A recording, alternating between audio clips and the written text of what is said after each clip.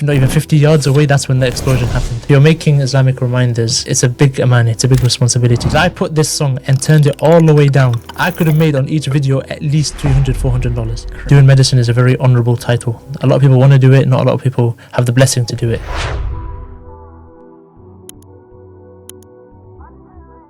Assalamu alaikum wa rahmatullahi wa barakatuh. Welcome to the Muslim Medics Journal, the podcast where we dive into the inspiring lives of Muslim medics and healthcare professionals. My name's Yasser, and today we have with us Omar, better known as TheSyrianOmar on social media, who is a final year medical student and actually graduating this year to become a medical doctor in the UK. And he's also amassed a following of over 200,000 followers across all his social media platforms. So yeah, we'll be taking a deep dive into your life in medical school, future endeavors as a doctor, inshallah, and also your work on social media and everything associated with that. Inshallah, excited to be here. Thank you very much for coming. So to start with, we thought let's break the ice a bit. Let's have some quick fire questions. 5 seconds maximum. How does that sound? Yeah, that'll be good. Okay. Let's start with, are you a tea or coffee person? Coffee. Nice. Fast, doesn't it? Very fast. Faster than I could ask the question. One book or one podcast that changed your mindset? I was going to say the Quran, but something not like that. 5 for Ihya Ulumuddin. Okay, Yeah. nice. By Imam nice. Ghazali. Beautiful, beautiful. When you're studying for your medical exams or anything, are you a night owl or a early bird? Early bird. Early bird, always. Always early bird. Barakah of the morning. Exactly. And we spoke about that on our last podcast as well, so be sure to check it out. I think the Prophet ﷺ said, Allahumma barik li ummati fi Fi bukuriha. bukuriha. There we go. That's it. So I think you have to have that answer then, right? Exactly, yeah. Okay, nice. One thing you wish you knew before starting medical school? One thing I wish I knew before starting is, I knew it was hard work, that not everyone that does medicine is going to be extremely intelligent. It's usually the most disciplined of people and the hardworking people that get into medicine. So intelligence doesn't matter as much. That's true. True. It's not necessarily discipline and intelligence. Maybe we can talk about that. So you've made a lot of videos on prophets and companions. Do you have one that you would say is the most underrated prophet story or underrated companion story? Most underrated. Maybe we don't hear about it a lot. Not a lot of lectures on them. Oh. You already asked this question. I've got like 5, 6, 7 names. Okay, my favourite companion is Omar radiallahu anhu, because I am named after Omar radiallahu anhu. So I've always had a special attachment with Omar. Okay, probably Abdurrahman ibn Auf. Abdurrahman ibn Auf. Beautiful. Yeah. Do you have a video on him? I do, actually. Amazing. So we can check that out, inshallah. Okay, and to round it off, if you weren't in medicine, Omar, you would be in? Finance. Ooh. Finance. I think finance. Interesting. Yeah. I love maths. Okay. I really love maths. Nice. Yeah. That's quite different to medicine finance. It is, yeah. But that's not what we're here to talk about today. Yeah. Maybe why I chose medicine will come up today, and then I'll be able to explain why I went the medicine route instead of any other route. So how about we start with that? So what inspired your journey to medicine? Briefly. My dad's an orthopedic surgeon, trauma orthopedic. So yes. He, since I was, I think, starting from the age of before conception, he would come up to me and tell me, do medicine. Before conception. Wow. That's like from my childhood. And the reason he would say that is because doing medicine is like, when you're a doctor, you can work anywhere and you can serve the community. Yes. And of course, you're getting a lot of rewards in your dunya and your akhirah. Yes. So like doing medicine is a very honourable title. A lot of people want to do it, not a lot of people have the blessing to do it. So, and he's someone who's done it. He lives through the blessings of being a doctor, saving lives, alleviating the pain and struggles of other people, Muslims and non-Muslims alike. Yes. So obviously as a parent, you'd always want the best for your kids. And given that for him, this is something that is probably one of the best things that happened to him, he would want that upon us. So like he's always been do medicine. And they always say like, what, shoot for the stars, shoot for the moon, and or something. If you don't get it, Do you know what I mean? So like if you aim very high, and then if you don't get into medicine, but at least if you try and achieve high, you'll get into something else just as good. That's a nice outlook, because a lot of people, especially like my friends and stuff, a lot of us, we have similar, like we say we were forced into it. Yeah. But framing it like we were forced into it, from a place of love and place of trying to look out for you, it's different. Yeah. It's and different. to be fair, that like initially that put me off medicine, Mm. which is why I didn't do medicine initially. Okay, so what was your journey like? So I depends how far back you want to go. Just like when you were applying to uni Okay, and stuff. so when I was applying to uni, when I was in sixth form, I didn't study. When I was in GCSEs, I didn't study. When I was in sixth form, I was burnt out from when I was in, because I lived in Syria for 3 years. Okay. And I couldn't read or write Arabic. Right. And I had to learn Arabic, and I had to study all the subjects that I was studying in Arabic. And year 9 in Syria is the equivalent of GCSE. Right. Okay. The only difference is like if you have to decide then whether you go into ilmi or adabi. So you either go into the science STEM route from your year 9 results, or you go into the geography, humanities, social route. sciences, language, etc. That's a really young age. From the age of 9. So I went to Syria for 3 years, couldn't speak or write, and I had to learn that whilst also catching up with the curriculum of year 7, 8 and 9. Yes. Does that make sense? So I was very burnt out from this. So when it came to GCSE and A levels, I did not study. Never opened a textbook, never, just attended the classes I had to attend and then went home. Okay. So my grades were rubbish. But I had no sense of purpose in life. I didn't know what I wanted to do in life. I didn't know what career I wanted, how to make money, and none of that stuff. So then I ended up just getting my results, not getting any, grades were rubbish. Didn't get any offers in UCAS. Right. Then I had to go through clearing. Okay. SubhanAllah, how many universities are there in the UK? 100 and something? Yeah, loads. My brother is a year above me. He went to Leicester. Okay. So I was like, let me go to a new city, like, and have my freedom. As I think a lot of Muslims my age back then would have thought, like, go to uni, big step, let me move out and have my freedom and stuff. So then I ended up calling pretty much every single university, the 100 and something universities, to give me a spot. Not a single one gave me a spot, except one. And it was Leicester. And that was the same one my brother was at. The one you were trying to get away from. Yeah, because my brother was there. And it turned out to be a blessing in disguise. Alhamdulillah. And then during my first and second year, again, did not study. Yep. Didn't even attend lectures. I was passing just purely on just knowledge. Yes. Like just whatever I already had. To the point my second year grades, I was getting I got 52.5% at the end of year 2. Okay. And what passes 50%? No, 40 was 40. passed. Okay. 50% is a third. Okay, right. Which, if you're going to university and you're getting a third, That's like your degree doesn't help you that much in the future. To get a job at the bare minimum, you need a 2-1 to use your degree. Of course. So getting a third, and I was a low third, 52.5%. Like 2.5% less, I would have been just a pass. Yeah. And at that point, I might as well not have gone to university. Just wasted tuition and accommodation and everything. So I was in my second year. Okay. And then it was in my third year of my undergrad in medical physiology. That's when like my life switched. That's when I went from like slightly distant from my religion to becoming a lot more on it and practicing in my religion.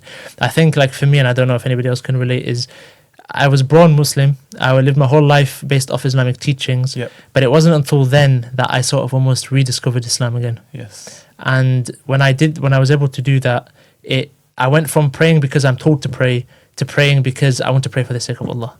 I went from going to the mosque because my dad's dragging me to the mosque to I want to go to the mosque because it brings me peace. It makes me happy being there. So that was that. And then Was there anything particular that triggered that? I think it was more of maybe companionship, maybe not even the environment. My friends, alhamdulillah, like I didn't have. So I come from a town that is extremely non-diverse. Right. So growing up, that was my community. There was no Muslims my age. Yeah. There was no ethnics my age. All right. To be honest, my opinion of the UK was just there was no ethnics. Yeah. There was no. Now you go in Birmingham and London, it's like it's Of course, completely different. But from where I'm from, that doesn't exist. It's just purely no diversity. So growing up, I never had any friends like that. I think I was the first Muslim in my sixth form. Oh, really? Yeah. Okay, nice. I had no companionship from that side. So I was just like sort of my parents teaching me and telling me to do one thing, and then everything else I knew about all the other people were doing something else. So then I came on to when I went to Leicester. Leicester's extremely diverse. I think it's 50% ethnic, 50% white. Yep. Despite that, I was in student accommodation with just non-diverse, like it wasn't a diverse accommodation. Okay. So my perception of the UK was still that it's not diverse. Fine. Okay. And then, so I wasn't really close to my religion. No one was pushing me. I didn't know, like, only in my third year, like I incidentally met went and found out there's something called an ISOC. I found out about like there was actual ethnic people in Leicester, Yeah. Which is crazy because Because this is already Leicester's a very but like I like because my entire perception of the UK up Exactly, until that point was- has just been that that's all I knew. Yeah. And but no, like things do happen. But I had almost like a midlife crisis in my final year, and that's what made me turn to Allah, because I like there was nothing else to turn to. I couldn't turn to my non-Muslim friends because they just like I like alhamdulillah don't drink or anything like that. But like that was their solution. For me, that wouldn't work. So then I had nothing to turn to except Allah Azza wa Jal. And then that's when I just put one step forwards towards Allah, like I felt like Allah, came to me.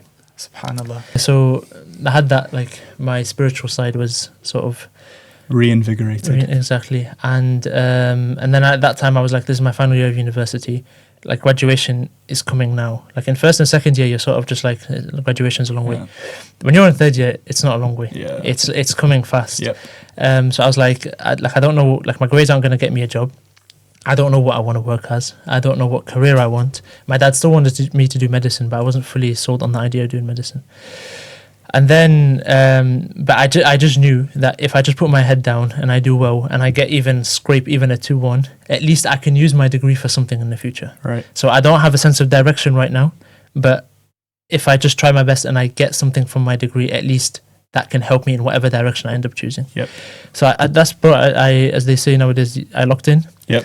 I would go to sleep at 9 p.m. I would wake up at 5 a.m. Yes. On it with my salah, on it with my my ibadah. From that sense, I just went to the library every day. I would wake up, I would go to the gym at 5 a.m. The gym was on campus, and then I'd walk straight to the library. I would stay there till maybe 8 p.m. Go home, sleep at 9, repeat every single day. I went through every module, every dissertation like this, and alhamdulillah, I got a first. Amazing. SubhanAllah, I got Pulled a it out first. of the bag. Pulled it out of the bag. Yeah, from 52.5% in second year to getting a first That third year overall. must have been monumental. Like I cannot stress how I couldn't have done it. That wallahi I could not have done it. It was all from Allah. But to go from 52.5% in second year to getting a first class on, like I had to go from a third to a 2-2 to a first. Yeah. Like bro, to this day I'm baffled by this. Yeah. I can't believe it, and this is all like from Allah, because MashaAllah. like mathematically it couldn't happen. You need to get like almost 100%. Yeah, statistically it just doesn't happen. And subhanAllah, it happened. And that was also the year of COVID, Yes. where we had our first lockdown near the end of where my exams were. And that was like a big turning point. And then from then I was like, what do I want to do with my life? Okay. I realized how much I love physiology. I love biology. Fine. I love the STEM idea. But my degree was a lot of lab work. Okay. I realized I don't like lab work. I don't like just sitting in a lab all day looking at insects and mice and samples and whatever. I wanted human interaction. Okay. And that's when the idea of medicine came to me from myself. This was the first time I thought of medicine. All my entire life, from preconception, my dad's telling me medicine. This was the first time where I was like, you know what, I will fit medicine. Like medicine is something I will enjoy. So by then, like I applied in my final year to medicine. I can't remember who I applied to. Anglia Ruskin and Newcastle. Yeah. But in the end, see, it doesn't matter at that point, because at this point now you had the passion, you had the motivation. With the point of applying, I just applied just because my dad forced me to apply. Exactly. It wasn't for that reason. And my grades at that point haven't come out. I only have my 2-2. So I knew I wasn't going to get offers because they asked for a transcript of your results. Oh, okay. And my last year, grades up to that point were 52.5%. Yeah. What medical school is going to be like, this guy's got 52.5%, we're going to give him an interview. And I still somehow got interviews and I was on the waiting list. But it wasn't until I got my first, that's when it was clearing time, because when you do a degree, you get clearing before, so you can apply. Yes. So that's when I applied to St. George's in Lincoln, and they both gave me an offer, and then I was going to go, no, St. George's gave me an offer, and that's where I was going to go to London. My dad didn't like the idea of going to London because of how expensive it is, especially as a second degree. Definitely. But so then I also applied to Lincoln, never heard of it. No idea where it was on the map until the day I moved in. I had no idea. And subhanAllah, they said it was the year where they were oversubscribed with students because of the COVID. Everyone got their predicted grades. Yes. So they told me, you did really want an interview, but we can't give you an offer because we're oversubscribed. Yeah. So I was going just to London, and then subhanAllah, my dad told me, just call them. I was like, you can't just call a med school and tell them I want to go in. Right. I was like, that just wouldn't work. Okay. But like one thing, like if I'm ever successful in any way, it's to do with my birr al-walidain. I listen to my parents a lot. Yani, I always try and please them. I know, like, in this day and age, when you say that, people think like you're mummy's boy, daddy's boy. It's a cringe sort of. I can't believe. But the very first thing when Islam came down, the Prophet ﷺ, the very first commandment was, other than like to believe in Allah and paradise, was birr al-walidain, to respect your parents, to obey. And this was a time where their children would revert to Islam, their parents wouldn't. And despite that, one of the very first commandments from Islam was respect your parents. Don't, like, obviously don't disobey them unless they're ihsan with them, وبالوالدين ihsan, of course. So because of even that, when you think, I'm going to call them, it's nothing. Like silly call to a medical school. What? You can't just call them medical school. That will never happen. Like, never in a million years. But I was like, I hate disobeying my parents. Even if I completely disagree with it. So for their sake, I was like, Ya Allah, for their sake, I'm going to call. I called and they told me, do you want to start on Monday? Wow. This was, I think, Thursday at that point. SubhanAllah. And then that's how I got into medical school. Amazing. So, in short, through listening to your parents. Yeah. Well, if I didn't, I didn't. And like the whole reason I got into medicine and patterned up, it was because of the way my parents brought me up. I didn't see it at the time. I was like an immature kid who thought he knew everything himself. He thought, like, every kid thinks they know everything and they smarter than their parents and all these things. Yeah, that's not true. But like their influence that they had on me indirectly even gave me that mindset. Like everything I know, the person I've become today is because of their doings whilst growing up, even if I didn't see it at the time. But they influenced me in ways, in good ways.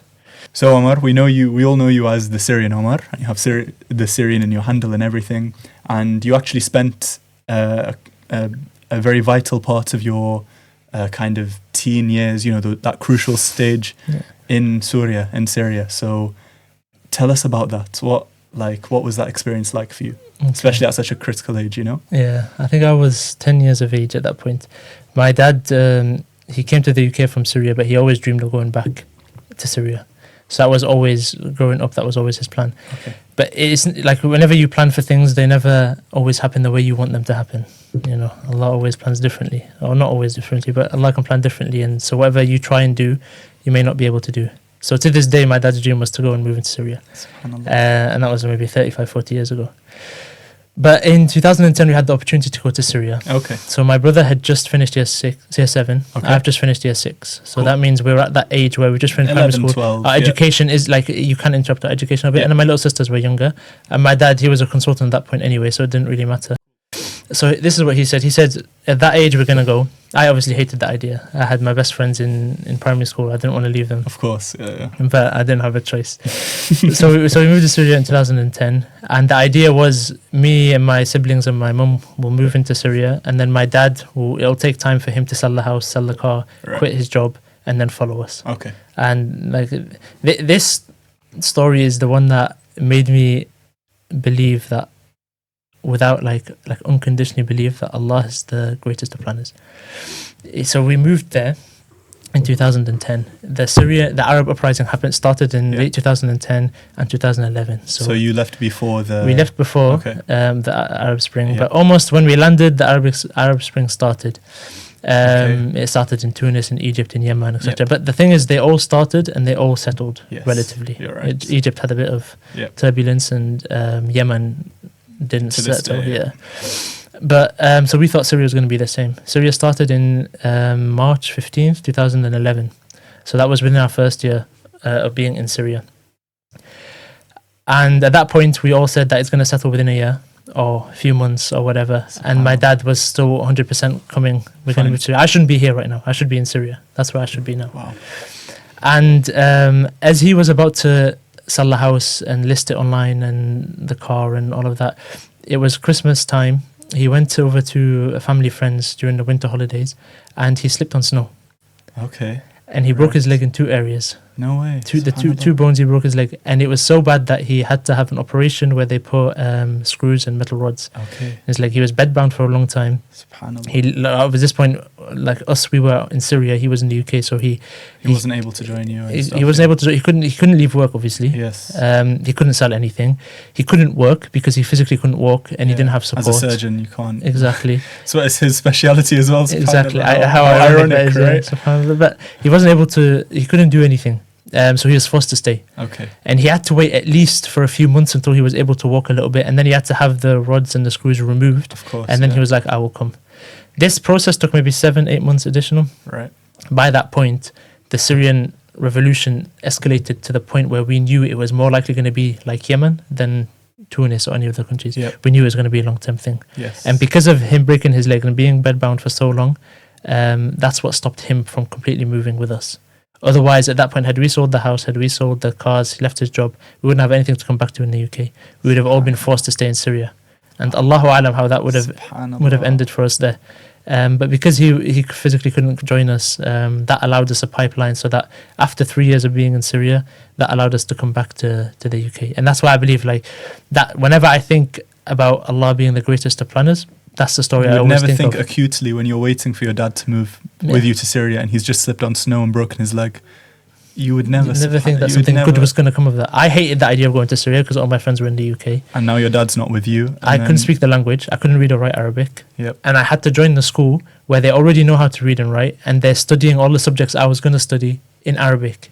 The only difference, but I couldn't understand anything. Mm-hmm. The Arabic I could speak is very broken. Yes. So like I'll say like 2 words English, 1 word Arabic, 2 words English, 1 word like that's that. Yeah. That's whereas over there everything is Arabic. I didn't even speak English. Yeah.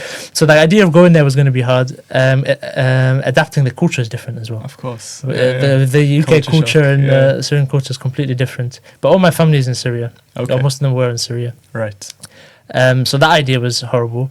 My dad breaking his leg, like you would think what khair is going to come from that. You'd be like, it's impossible. Right. He broke his leg to the point where he couldn't walk, he had to have screws in, big operation and stuff like that. And subhanAllah, it ended up being, that's what allowed us to come back. That was the reason you could come back. Syria. And even in Syria, there were so many instances where like we almost died. There was I'm smiling. Tell us a story. I'm smiling. But back then I was 10 years old. So to me, this was just a video game. I was like playing Call of Duty, like just seeing the things. In real life, yeah. And we lived in an area in Damascus. Okay. So Damascus was the least affected area in Syria. Right. But in Damascus, especially the reef, the outskirts of Damascus, they were affected heavily. And certain areas in Damascus were also affected. So like one instance, for example, we used to have a school bus that would come and pick us up to go to school. Okay. Originally, I went to a school called Mahsaniya. That was on the outskirts of Syria. Okay. I went there in my first year. Then they started bombing it. So then we couldn't go there. But they had another same school, but inside the city centre. Okay. So we all got transferred to this one. Right. So they used to get a bus to collect us, pick us up one by one, and then we would go there. Now in Syria at that point, there was a lot of military checkpoints. Mm-hmm. They literally just closed the road. Yep. Someone from the military or from the secret service. Yep. They would come and they would check everyone's IDs, open your luggage, give you a headache essentially. And the only way to make it go quickly is you just give them money. Yes. And that's what made them go away. If you don't give them money, they could just take you. Yep. And obviously, you don't need a trial; they just take you. So we were on a school bus. We were going to one of the main checkpoints on one of the main roads, and maybe 50 feet ahead of us, a car just suddenly exploded. Like this, it's on the main road, and the idea was that it was meant to be targeting the checkpoint. We were on the checkpoint, but not even 50 yards away. That's when the explosion happened, and everyone's panicking. Of course, people running around, ambulances coming, police coming. Yep. No one knows. Like everyone at that when an explosion happens, you don't like your common sense. Your fight or flight kicks in. It's fight or flight. Yeah. So people just run in different directions. People screaming, chaos. We were kids, so we didn't really understand exactly what was going on. And it was had we gotten there 2 minutes earlier, we probably would have been part of that explosion. What it later turned out to be is just a car that was parked next to the choke point filled with explosives, and that's what they set off. Yep. And you think when that happens, they'd take us back home. No, the roads were closed. They made us get out the bus. Oh, no. And walk to school. It was maybe like another 10, 15 minutes walk to school. Oh, no. Yeah.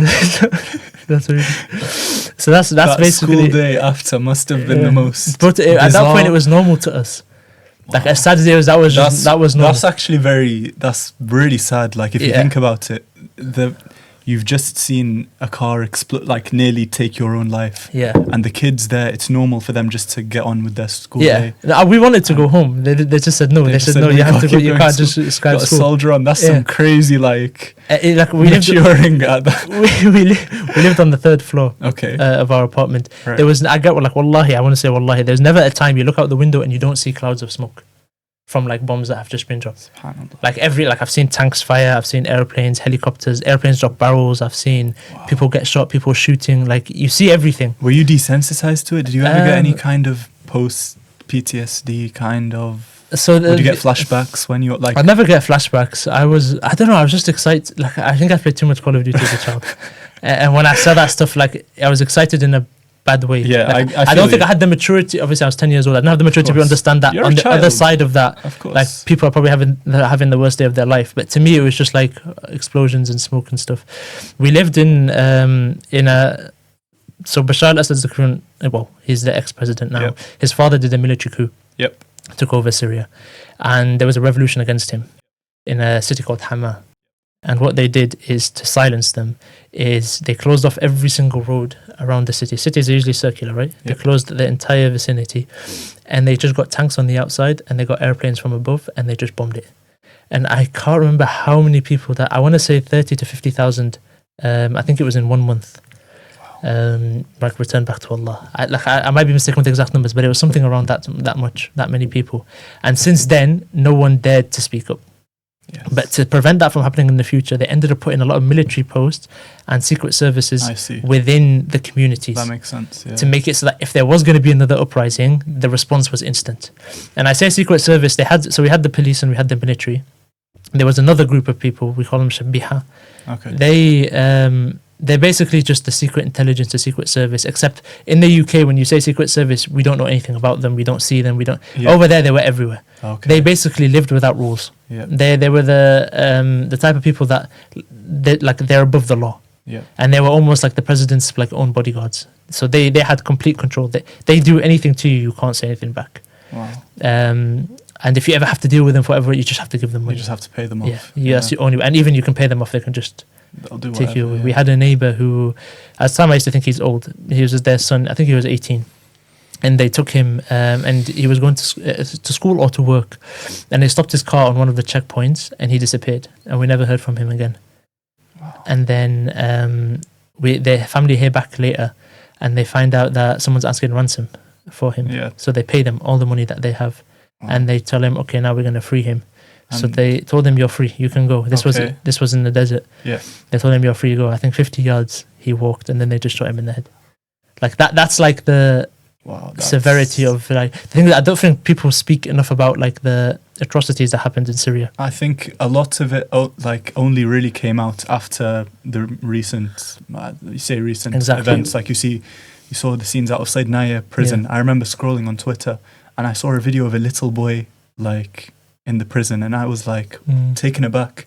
But Chances are, if there's a little boy in the prison, then that means he the was woman born came in, prison. and then the guards forced themselves, and then she gave birth in the prison. That's usually like what happens. It's very, very especially in Syria, what happened over the 2010s. It's one of the worst atrocities in modern history. One could argue. But that was sort of my foundation, and I think in terms of like linking this back to like medicine and stuff. Yeah. In year 7, 8, and 9, I didn't speak the language. I couldn't read or write, so I Okay. had to put so much effort into learning the language and studying the subjects in that language. And then in year 9, I had the equivalent of GCSEs. Okay.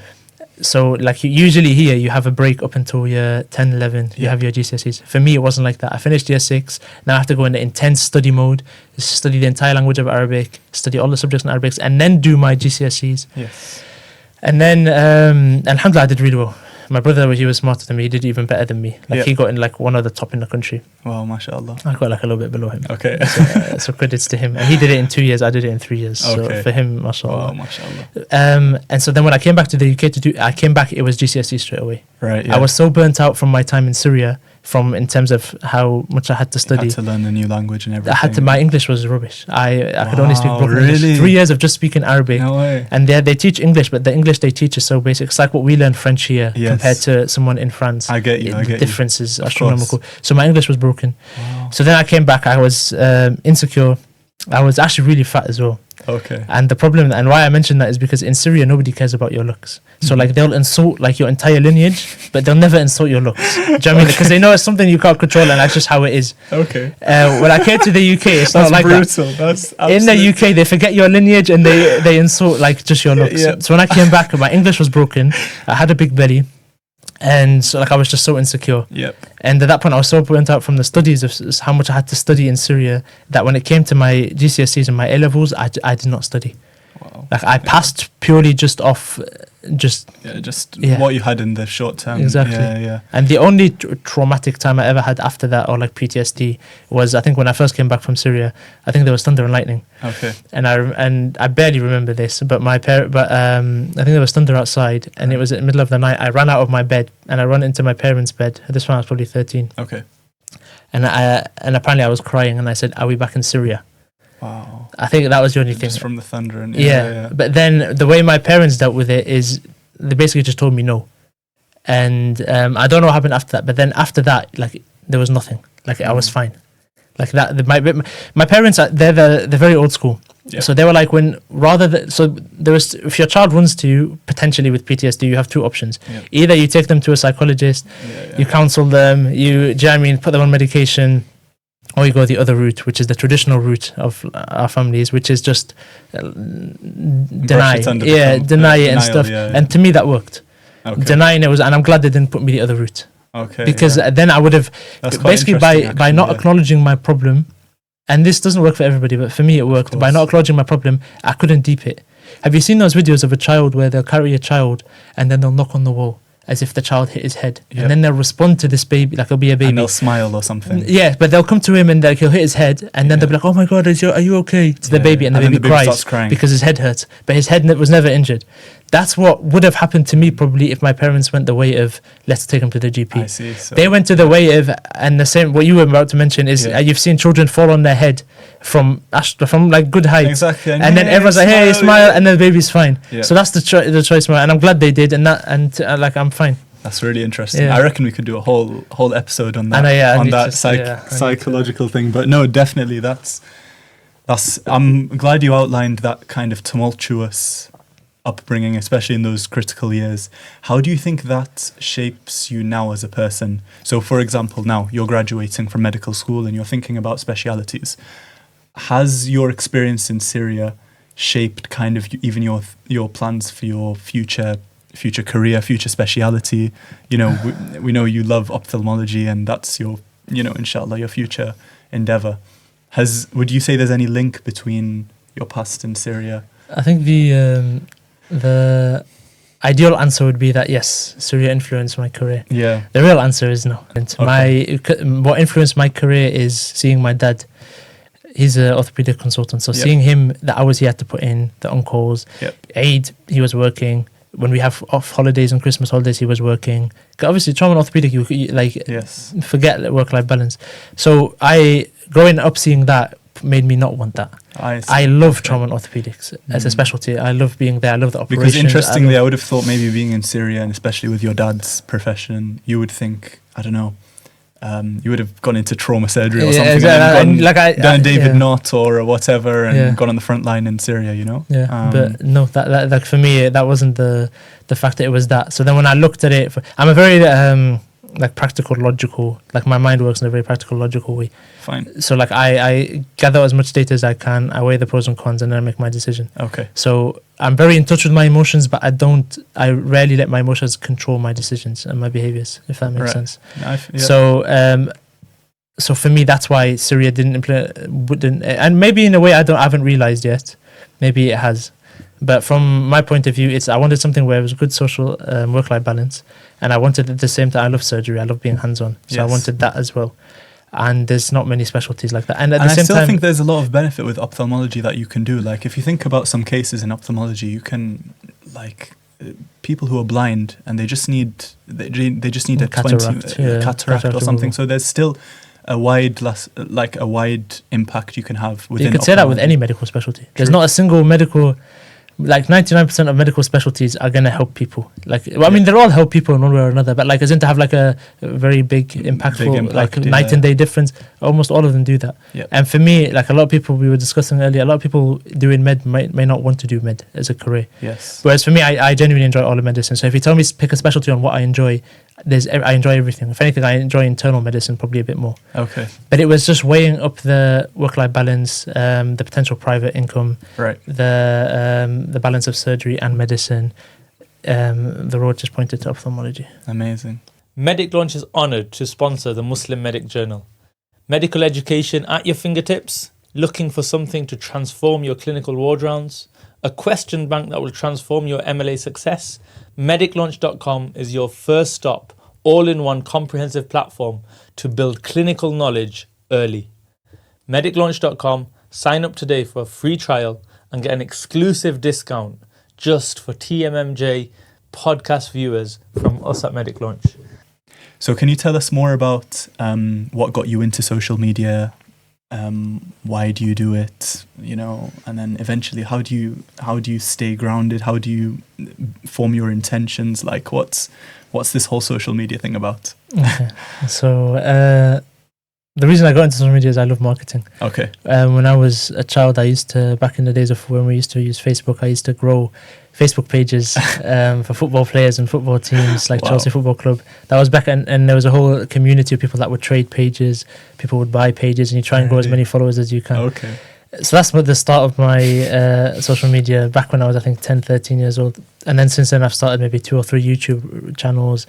Like the silly thing, like I just like the idea of making content, being creative, and trying to market things. So I think one of my first YouTube videos was a maths puzzle. Okay. The second one was how to clean a coin, and I used vinegar and lemon. And it was the most random thing ever. I've lost the password and I don't know what the pages were called. Yeah. Oh no! So they're somewhere online.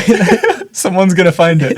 Someone's gonna fish it up. But I'm not in them. So like, it's just my voice is in them, or like my hands are in them. But so that's what started. And then when I got into medicine, yep, I think I had a lot of time in first year, and you know, preclinical we don't have, and it was COVID year as well, so there wasn't as much time to do. Okay. So I got bored, and I was like, let me try make social medias, and I've had many pages on social medias. Right. Like I've had ones where it's like extreme stunts. I've had like there's random niches, but then I remembered like none of them, I always thought they'd bring me fulfillment, and none of them did, no matter how big they grew. So I'd always delete them and start. I like the process of growing them. I hate once they're big, and that's it. So I just delete them and start again. Okay. So then I thought, let me just start one. Because of my story of how I got into medicine, I thought, okay, maybe I can help a lot of people. Okay. And back then I used to watch Ali Abdul a lot. I used to watch all these big Karma Medic, those classics. And that's something from St. George's. Oh yes, I remember his stuff as well. Yes. So there was a lot of that. So I used to watch them a lot. So I was like, okay, let me make videos like that. So then I started on TikTok, just making videos of how I got into medicine. And the idea was to tell them my story of how my grades were and how I still managed to pull it off, to try in the hopes of inspiring somebody. I gave tips on UCAT and stuff like that. So that's how it started. Then I realized that people will watch me until they either apply to medicine or they get in or they don't get in. Yep. After that, they're not going to care. So I was like, it's hard to build a community that changes every year. Yep. So you can't get that loyal fan base if you were sincere. And back then I cared about growing social media and stuff. Now I don't care. Yeah. But I used to care about that. I used to care about the views and the likes and all of those things. So that's how it started. Okay. Then I got bored from that. Then I was like, okay, what else can I do? I was like, okay, I'm Arab, so let me make some skits. I used to love watching Fusitu back in the day, Adam Saleh back in the day. Those pranks and exactly, stuff. Pranks. So then I started doing a lot of Arab skits, and they did so well. Back then, I was still using music in my videos. I made a series of how Arab is not extinct. Okay. And that was in the day of TikTok where you could post a picture of an apple, a video of an apple, and get 1 million views. Like those were back in the days. Yeah. And those videos, like I had maybe a few thousand followers at that time. 10,000 maybe, and then those videos just getting hundreds of thousands of views. How Arab is not extinct. The problem with them, and the only reason I stopped them, is because I was saying how Arab is not extinct, and then I would show a video of an Arab doing something crazy. Okay. And TikTok kept deleting them, saying that they're harmful. You know, like if you've seen those videos of Arabs driving on 2 wheels, like those ones. So they were like, if you make one more video, we're going to delete your account. So I was like, okay, I'm not going to do that anymore. And then I went on to Islamic Islamic jokes, skits sort of aspect. But like I told you earlier, that's a very fine line of where you can make a joke, and obviously with Islam. Yep. And now, like in retrospect, thinking about it, how the companions went through so much struggle, so much. You always Sorry, it's just I'm waiting for the next part, just for someone to make like a just exactly make a yeah. TikTok. So there's so much struggle and so much like ta'deeb and so much difficulties. Only for 1,400 years later, No, some you're guy. right. It's, Do you know what I mean? Like make a joke course. about like putting your feet on somebody else's territory. So that's what I did. And I think my most viral video from that aspect was I think when you're in Jum'ah, Salat al-Jum'ah, and then uncle's Android phone ringtone goes off. Oh, okay, right. And like how they got startled. And I've stuff. seen those memes. Yeah. And so- then why did you stop? Like, So then why I stopped is my mum told me off. okay. To be honest, I wasn't mature at that age anyway. Even though I was 21 or whatever, I was Right. not mature. She told me, she said, "Omar, you're not a clown. Okay. You're making videos on social media." When I make videos, I didn't tell anybody. Even when I made my Instagram, even my friends, I told them, if you see me, because I might be suggested, they might have my account suggested because it's linked to my email. Yep. If you don't follow me, like I hate the idea of people knowing about my social media. So like I didn't tell anybody, none of my family knew. And then eventually, like my mum found out. I don't know how she found out, and now she's got TikTok and Instagram. Yep. Purely just to see my videos. But she told me, she said, "Omar, you're not a clown. You're making these skits and stuff like that. What benefit is this going to give you in your dunya, and what benefit is this going to give you in your akhirah? Yep. And God forbid if you die today, how is that going to help you in any way, shape or form?" Yep. So that's when she was like, do something beneficial. And I'm glad she did that, because by saying that and by making me do that, I turned to Islam a lot more. Like my iman, my practicing, my stuff, like did almost like not a 180, but did like a 90-degree Yep. turn, and pushed me to that. Because if you're making Islamic reminders, you have to, it's a big aman, it's a big responsibility to do. And to be able to speak on these things, you either have to be knowledgeable enough that you have to be knowledgeable, whatever you're speaking about, you have to be knowledgeable about. Or at the very bare minimum, you have to know where to get the authentic references from. Yep. Because God forbid you say something, and you see a lot of people make Islamic content. They'll say something that, for example, at what age did you know? And they'll put like some fiqhi issue where there's ikhtilaf in the matter anyway, where there's differences of opinion in the matter, and people in the comments are like, "Oh, I didn't know this was farad. I didn't know this was farad." But in their school of thought, it's a sunnah. So it's a sunnah. Yes. True. Or like it's not farad or whatever. And even sometimes, like in the different schools, it's makruh. It's disliked to do.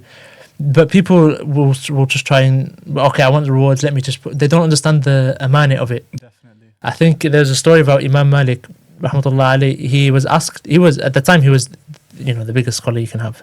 He was the most knowledgeable, especially in fiqh, in jurisprudence. He was like the top of the top. People would come to him and ask him questions, and he would answer. There was no Google, there was no, let me ask my mashayikh or whatever. They would go to him, they collect a lot of questions, they'd go to him, ask him all the questions, come back and feed it to their community. So someone came up to him and they asked him 48 questions of fiqh. And he is the master of fiqh. He's the sheikh of fiqh.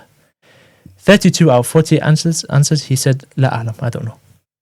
And that's Imam Malik. And that's Imam Malik. That is the scholar of scholars, the sheikh of the shuyukh. And for 32 out of 48, he said, La a'lam. Nowadays, when you ask people a question, they will waffle 360 degrees to try and give you an answer, and it's going to be wrong. But back then, that's like the humility that they used to have back then. They used to not speak on matters they didn't know. So when I came to Islamic content, I only speak on matters that I either know very, very well or I look up very, very well. Yes. Because it's a big responsibility. But unfortunately, generally in this modern age, how easy it is to post on social media. If you have a good personality, if you can create controversy, you'll blow up. There are accounts right now that will get millions of views, and their entire profile is just controversy. They'll just either they'll just have a picture of another creator or whatever, or these silly lives that you see where they'll have like pictures of shuyukh or whatever, and they'll put an X on their face and be like kafir or like be like, it's just nonsense. Yeah, and you can't like. But that's what rewards. That's what the algorithm rewards. Exactly, because people are joining and be like, "Why are you saying this?" or "Why are you posting this?" and interacting. So whenever I see somebody whose entire personality, entire social media is about dissing other people or other creators or whatever, I swipe away, regardless who it is. I think like even like that comes down to like you say, okay, maybe they're trying to do it as a form of giving a nasiha, giving advice to somebody. I think it was Imam al-Shafi'i. Whenever somebody gives me a public advice or advice in public, I ignore it. Because there's no such thing as sincere public advice. He said the only two times you should give advice is either one-on-one in private. You go to a silent room and you're like, okay, you did X, Y, Z, but maybe try not to do that again. Or like what the Prophet ﷺ used to do is when he wants to give advice for the benefits the whole ummah, all the companions and all the ummah that come afterwards, or the ummah that comes afterwards, he would do it in a way where he would keep them anonymous. Like he wouldn't say so and so came up to me and asked me this question or did this fa'il or whatever and don't do this. Okay. He would keep it anonymous. He would be like, guys, don't do this. Fine. So he was like, when you want to give advice, which is what a lot of people will say, oh, like this guy made this nonsense video, so I'm now calling him out all the time. It's a call. So if you were sincere about it, you'd go to him privately. And then you'd make it, and if you want to, you can make a general video about it. Mm-hmm. But like those personalities that just constantly call people out, yeah, it causes fitna yeah. at the end of the day. Do you think there's an issue? I was going to ask you about this. Do you think there's an issue with Muslims using social media? So people who might get like the majority of their knowledge from social media. Like obviously there's to make the counter argument, there's lots of pros with social media. Say someone comes from a little town like where you came from in the UK. Maybe their local mosque is very far away or they don't go to it. And the only way they're going to learn like little intricate things about fiqh, or maybe even they're not even that practicing, but they just scroll on social media and they see something and then they learn that way. Do you think there's an issue we have nowadays with people taking 100% of their knowledge from social media? I think there's a very big issue with that. To me, I think social media, if you're watching Islamic content, is watch it as, if it's as a form of social media, watch it only as Islamic reminders, right? Not to learn from. Okay. And the reason I say that is now there's like trends where it's like, let me think how I'm going to word this. There's a lot of people that when we start with medicine, yep, for any subject, what do you start with? What's the first thing you learn in year one? Do you learn how to treat cardiac arrest? Definitely not. Do you treat how to perform surgery? No. Do you learn? No. It's you learn with the most foundations, the cell basics. Exactly, what is a cell, what's inside a cell, the Yeah. difference between the cells. And then slowly you learn about the proteins and you build up until now you know how proteins, to... tissues. And exactly. Then, yeah. And now you should know how to perform complex surgery. Don't test me. Don't test me. That's how it starts. Yeah, when you try and learn, so like to study anything, as simple even as like some soft subjects, some people will say like that aren't very difficult. You always start from the basics and you build up. Yep. Islam isn't any different. Yes. If anything, you should take Islam more seriously than you take your other studies. Of course. If any, I mean, if you had to pick one or the other, so why is it with your medicine you start with the basics and build up, whereas with Islam you'll cherry pick a point from there, point from there, point. It doesn't make sense. Problem that causes is you now have people debating. Laymen debating issues, and I'm a layman myself. First and foremost, I'm not like, but anyway, any form of way, anything other than that. They will come and debate the schools of aqeedah, the schools of theology, like Ash'ari and Maturidi and Athari and all of these things. But they haven't even studied like the farad ayn stuff of farad ayn, meaning yani the most obligatory basic knowledge of Islam. They haven't even studied that yet. Mm-hmm. You ask them what part of the actions of your salah are wajib, what parts are compulsory, what parts you have to do a sajid sahu, what parts you don't have to. They don't know that. But they'll debate for an hour about why Athari is correct and Ash'ari is wrong. And do you know what I mean? You have to start down here and build up. Yes. The problem with a lot of people on TikTok is we want to go into the nitty-gritties, like watching debates. Mm-hmm. There's like a few shuyukh they'll debate each other on schools or whatever. Yep. That's not for the layman to watch. At that point, like say you're watching a Sunni Shia debate, for example. You're a Sunni, you're watching a Sunni Shia debate. Right. What if the Shia makes a very, very good point that the Sunni isn't able to counter-argue? Mm-hmm.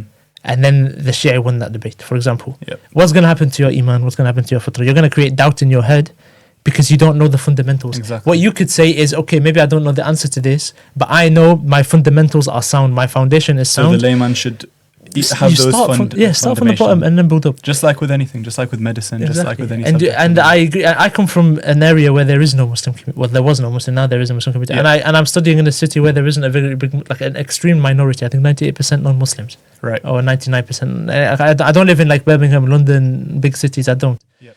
And despite that, you can find online. Online, there's everything.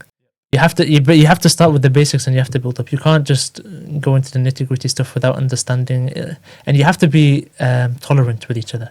I think the biggest issue right now with the social media, with like the issue for Muslims during this era of social media, is we're not tolerant of each other. Right. You have everybody here is trying to have a label. So this guy is going to call himself a Salafi, this guy's going to call Sufi, this guy's going to call Athari, Ash'ari. Do you know what I mean? Yeah. There's so many labels now that we attach. So like Islam has gone from Islam, one ummah, to to like 15 different sects if you look from the outside. Yes. But reality is we're all just one ummah. Of But we course. just hyperfixate on the wrong things. True. And it creates a fitna. And it's like, you're Arab, I'm Arab. When we were colonized, Yeah. what's like colonize? Like if you want to colonize a country or a land, what's like rule 101?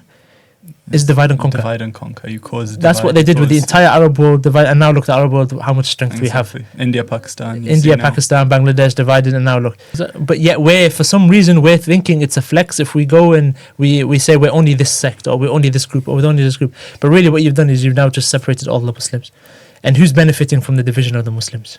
The non-Muslims. The non-Muslims. And in the Quran it says, وَجَعَلْنَاكُمْ أُمَّةً وَسَطًا. We made you an ummah that is not in the extremes. Yes. You're a very like in the middle ummah. That's what we are. Yet you have people that die hard, you're just this sect and this concrete belief. We're not tolerant of each other. Like for example, if I were to shave my beard right now, do you know how many people would unfollow me, cuss me, insult me, report my account and stuff like that because you done haram? But in the Shafi'i school of thought, shaving the beard is makruh. It's not haram. Yeah. And of course, you shouldn't do anything makruh anyway. But like, there's a big difference between actually being makruh and. But we lack this tolerance amongst each other as Muslims, and that's what's causing us to divide and be angry with each other. What advice would you give for Muslims who want to share? Say they've done that foundational stuff, or they've got a subject they're really interested in, and they want to share that beneficial knowledge to others. Would you have any advice to them? Would you advise against it? What's your thoughts on that kind of thing? Usually, my advice straight away is don't do it. Okay. The reason you don't do it is a lot of us struggle with our intentions. Everyone struggles with intentions. I made a video recently, I think it was on Imam Hassan al-Basri. He was a very big scholar, extremely big scholar. And he would cry every night to the point where he was putting his head to sleep would be wet. And the reason is because he was worried that despite the great scholars he created and he taught and all the good khair he's done and all the teachings that he's done and everything he's done for the ummah, he was scared that his intentions weren't pure. This is like from the salihin of the salihin, yani. Yes. And despite that, he was worried about intention. There was someone who told me one of his teachers has a notebook that he writes whenever he has doubt about his intentions. He would just scribble in this notebook about, I had doubt about this, and reflect on it a little bit. He would finish more than one entire notebook in a month. And this was a sheikh that teaches students. And do you know what I mean? That's the problem. When you create social media, it can create a big fitna in your personality. Yep. When I started, for example, I can say this, I chased the views, I chased the followers, I chased the likes, the engagement, the trends and all of this thing, because it gives you a dopamine rush. Yep. You chase that, and the problem with doing that is your intentions are now, I'm growing my page for the sake of followers and likes and all of these things. And the moment your intention is anything other than for the sake of Allah, you will have no barakah in it. It will never bring you fulfillment. We always want what we don't have. There's an Arabic saying, وَلْيَحْذَرِ الْعَاقِلِ, and so the intelligent, wise person should be cautious. Okay. لِيَحْذَرِ الْعَاقِلِ إِطْلَاقَ الْبَصَرِ, where he looks. Okay. So a wise man should always be conscious of where his eyes are gazing. Right. فإن العين, so the eye, ترى غير المقدور عليه, so the eye sees what it cannot have, غير الذي على غير ما هو عليه, differently to what it truly is. So when there's something you can't have, you will always look at it. The eye will always look at it in a different way to the reality is. And the meaning of this sort of this saying is that your eyes always beautify what it cannot have. So you'll never be satisfied. You have 100,000 followers. You're looking at people with 200,000 followers. That's all you're going to want. You're going to forget that you're not even going to be thankful and grateful to Allah that you have 100,000 followers. You're going to want this 200,000. You get 100,000 views. You want the million views because you see other people with it. And that happens even like if you have a decent car. You look at people with a nice car. You want a nice car. You have a nice house. You look at people with a big house. You want a big house. That's the problem with this. And going on social media is an entire entrance into this. People compare themselves on social media as it is. Non-content creators, they do that. So imagine if you're making content and you're now trying to get views and followers, and it creates like a crazy fitna. And then it also makes certain fitness more accessible to you, which is a big test from Allah. Have you experienced, not to get too personal, I don't want, you know, nothing too personal, but have you experienced some of those challenges or, I don't know, temptations? I don't know, maybe a brand deal from, I don't know, whatever. Yeah, so so like for example with me, I used to make videos with music, right? And there's actually, I watched a video recently and he said, I'm not going to tell you whether music is haram or halal, okay, but instead I'm just going to make dua. And he says, put your hands up. Okay. Put your hands up. All right. And every time I say, like, I end the dua, just say Ameen. Okay. And he was like, Ya Allah, make the last words come out of my mouth, the Shahada. Ameen. Of course. Ya Allah, make the last words come out of my mouth be the lyrics to my favorite song. And he was like, he didn't say Ameen. He was like, Ya Allah, make the last words that I recite be verses from the Quran. Ameen. Ameen. Ya Allah, make the last words I recite be from the latest album of my favorites. Doesn't, and then he was like, even like, Ya Allah, make on the day of judgment, make the scale of good deeds be filled with your book. Ameen. Ameen. Ya Allah, make the scales of my deeds be filled with songs and lyrics that I memorized. And like, to me, like, I watched this recently, but I was like, that is such a nice outlook. Yeah. Yani, regardless if you, like, I don't listen to music just because even if it's like haram or not haram, I just don't like listening to it. But when I heard that, like, this idea of making the dua like that, and you live your life, you basically die how you live, isn't it? Yep. So if you live your life like clubbing and partying and doing haram, chances are that's what you will die upon. That's why we should always say, Allahumma atini ahsan al-khitam, or something along those lines. Allah, give me the best of endings. Yes. Because that's what we want. That's the most important thing. And often we get blindsided. And doing social media can sometimes make you forget of that. You get so competitive. So, because it is a bit like it's very hands-on, making social media and growing pages and looking at stats and figures. And your content kind of shifted. So when I used to follow you, like when I was applying to medicine and whatever, it was very much day in the life content and a bit of gym content here and there. And there was Islam sprinkled in and stuff. Yeah. But I feel like your content has taken a 180 degrees turn, where it's now like Islamic reminders and stories of prophets and stories of companions. Yeah. So what kind of shifted the change in content from, because I'm sure before you would just be chasing views, and that's all right, to be honest, because the purpose of your page is just to get as many subscribers as you can to get a brand deal and whatever. Yeah. So why is your content changed so much? I used to follow the trends because that's how you grow. Yeah. And obviously if you have social media, you're trying to grow. Of course. But more recently, but I don't think I can explain how many times I've debated deleting my account. Really? Like, people, you look at me surprised, like, you got this many followers and you're debating. You might as well sell the account. Bro, I would just, wallahi, I've so many times, and I've been talked out of it so many times by my friends. Because there's a lot of khair that can come from it. But as much khair as can come out of it, that's as many sins can come out of it. Yep. That's as much bad deeds can come out of it as well. Anything that can give you good deeds can also potentially give you bad deeds. So I've thought about it many times, and I've gone away from social media for a while. I used the excuse I've got exams. So I was like, I'm going to use that. But then it was also like I had to almost... your iman, it's not a linear growth, your iman. It dips ups and down, but generally you want a linear trend. And this is just something that I've always like struggled with. I've always wanted to chase views and things. I think that's why I've never been satisfied.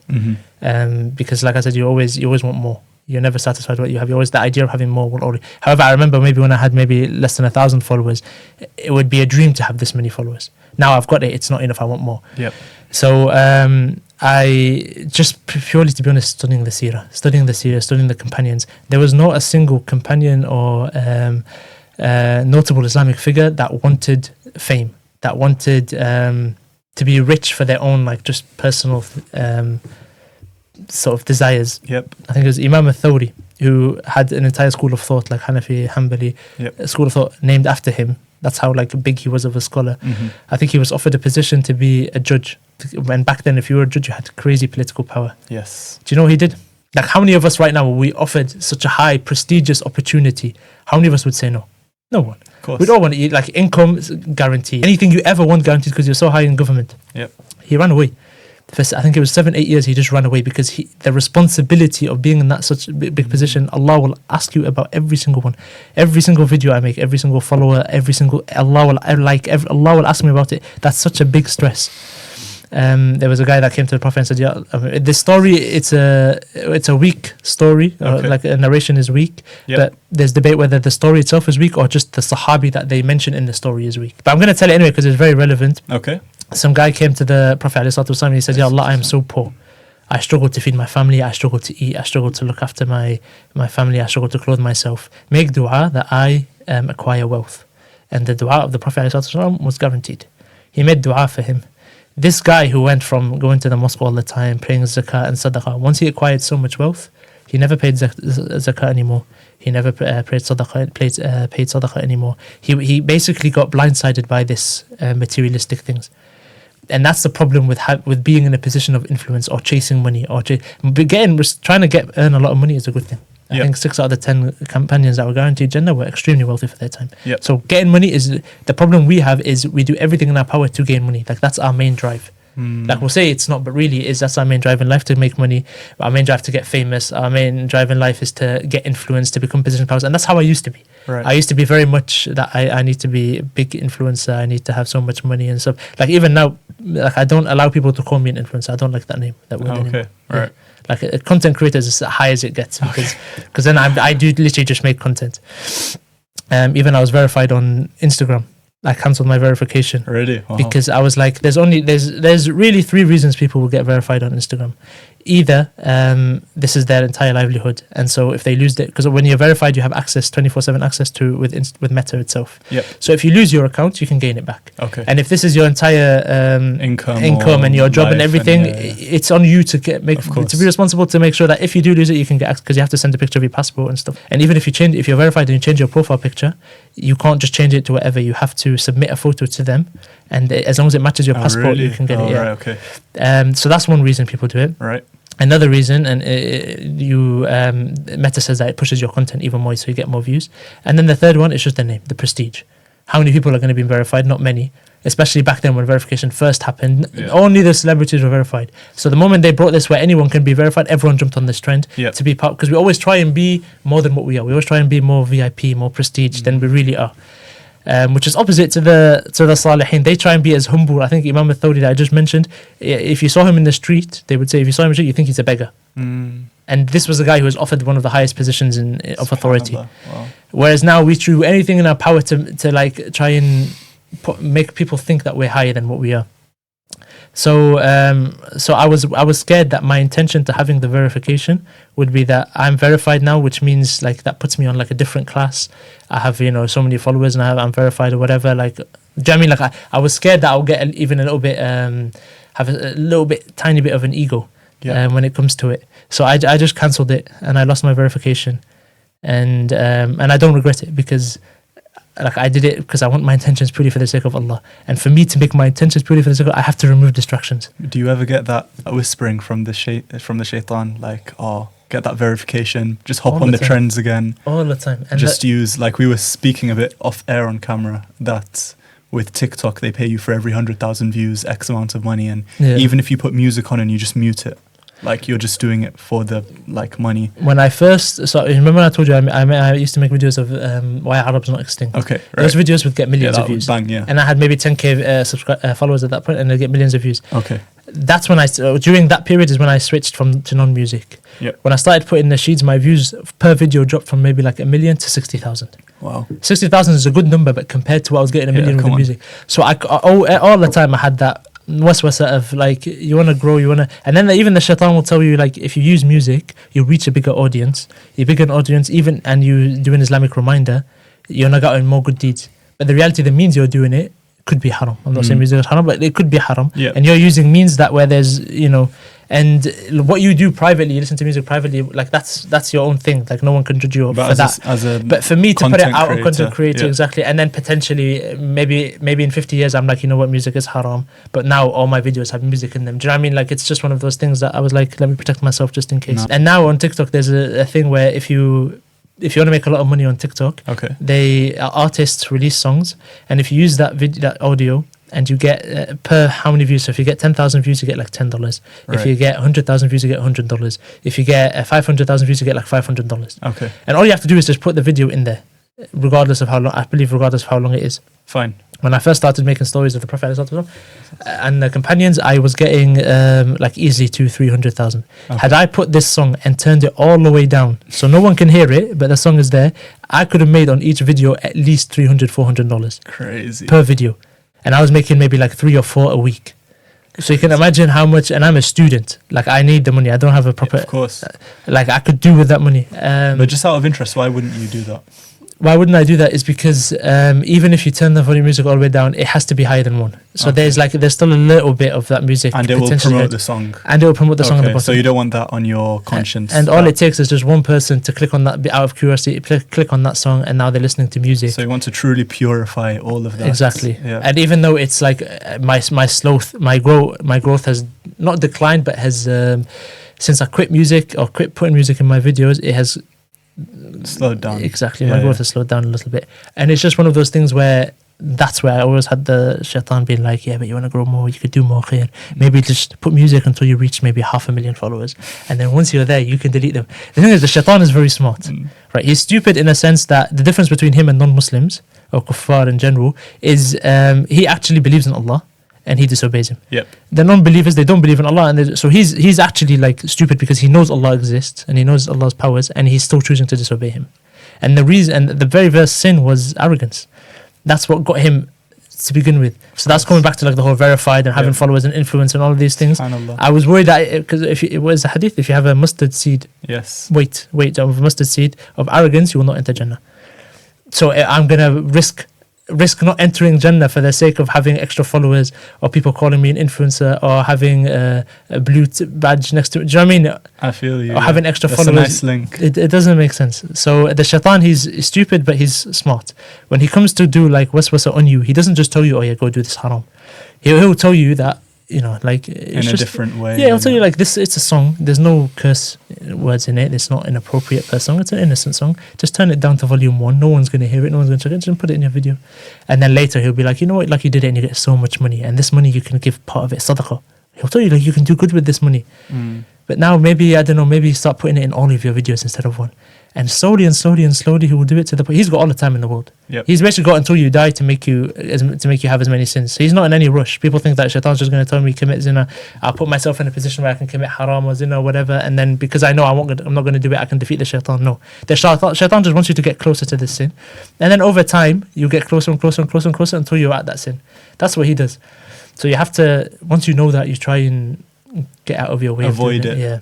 That's why there was this new thing that like I started doing is whenever you like as a piece of advice, whenever you do a good deed, forget it. Like wasn't like at the moment you do a good deed, you forget it. You know how when you give with your right hand, your left hand shouldn't know. Yep. Yeah. The moment you do any sadaqah, even smiling at another Muslim, giving money, just forget it instantly, because then you're gonna forget that you've ever done it, and you're more likely to do it again. Whereas if you remember, if the problem with remembering it is like, oh, I paid £10 sadaqah today, and then I go and I get an opportunity to pay sadaqah again today, but I already paid £10. This is shaitan telling you already paid £10, just save it, and then you're gonna eat. You need to eat this week, so you can't just blow all your money on sadaqah. Yeah. Do you know what I mean? Whereas if you've forgotten you're giving it sadaqah, then there's nothing to stop you. Shaitan can't use it as leverage to stop you from doing good deed. Yes. Or like say you smiled at me and I didn't smile back. Smiling is sunnah, you got rewards for it. Yeah. You're now remembering this. You're thinking, oh, Omar didn't. Yeah, he didn't smile at me. Like next time I see him, I'm not gonna smile to him. So now you prevented yourself from earning another sadaqah. Whereas if you've forgotten that this interaction happened, you're going to smile at me again. Yes. And then even if I don't smile at you again, you're going to do it again. Exactly. Do you know what I mean? And maybe I have a valid reason. That's maybe so beautiful. I've never thought of that. That's actually maybe I don't have like my glasses on. I didn't see you smile. Yeah. But it's like that's the idea. But however, when it comes to your sins, never forget your sins. We often forget our sins to the point where we'll do the sin again. Why we repeat our sins is because we've almost like brushed it off.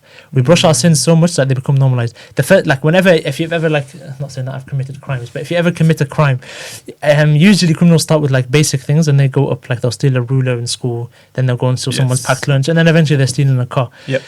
The reason they're able to steal a car now, if you get a random guy who's never stolen and tell him to steal a car, he'll wet himself. Yep. He's not used to it. Whereas this guy that started stealing little, he normalized it to the point where it's just like whatever, it's just a bigger thing. That's how serial killers work as well. They don't always go straight to humans. They go to animals and toys and whatever, and then they build up. So that's just human nature.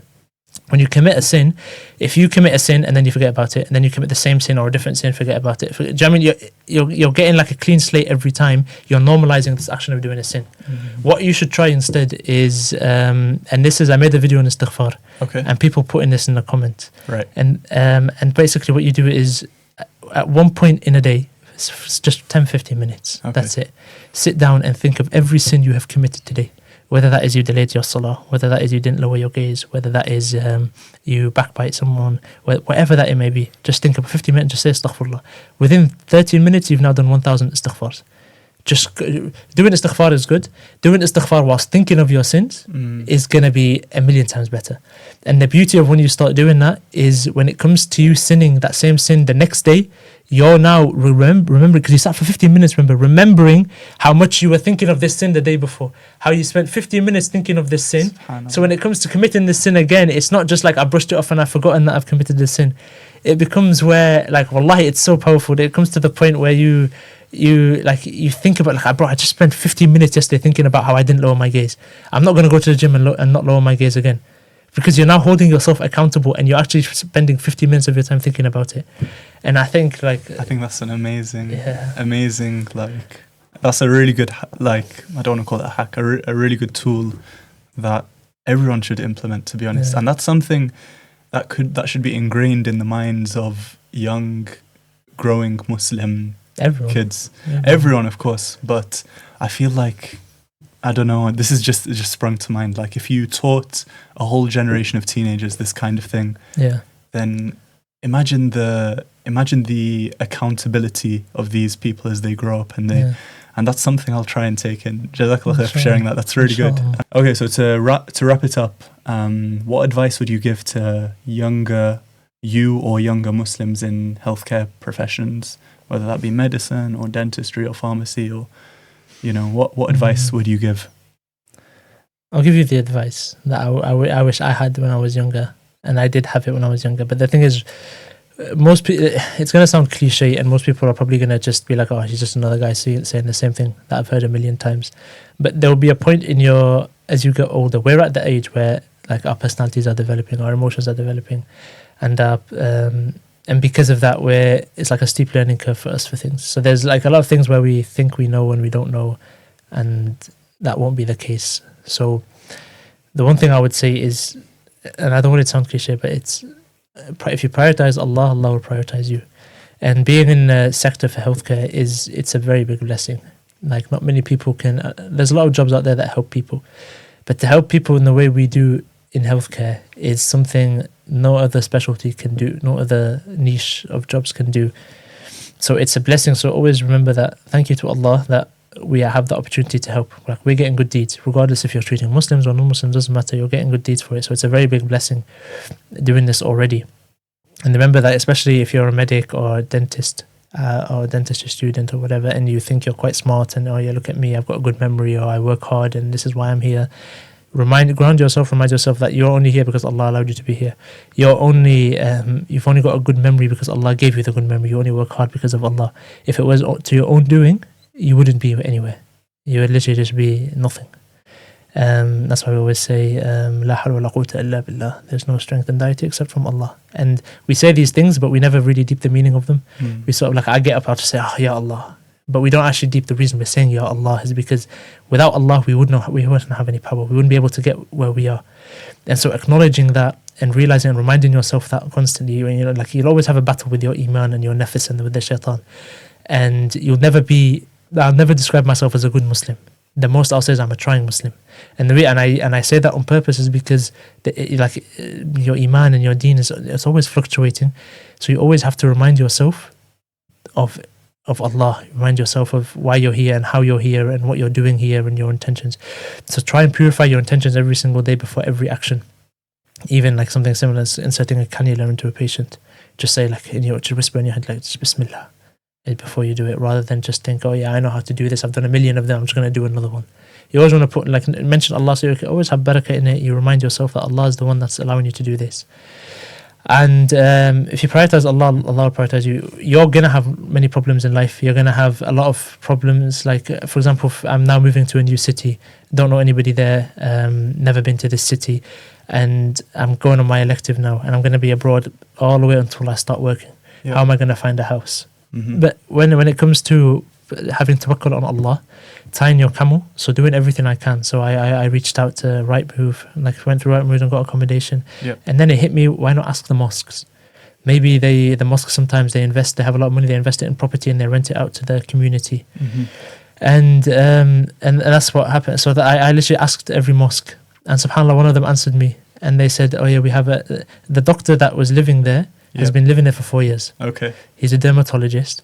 4 years he's been living in this house, and this is the only house they have. Right.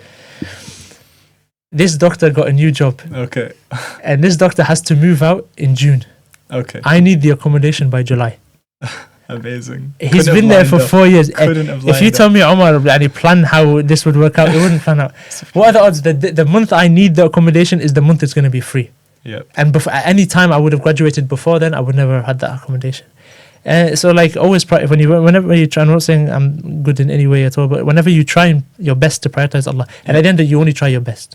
You will never have like the most perfect iman. You'll never have the most perfect ibadah. You'll never have where you never miss a salah. You never miss a single farad act or whatever.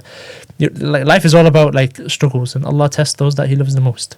Because when you test and you pass the test, you get a higher rank in Jannah. So remind yourself that okay, maybe this isn't going the way I want it to go.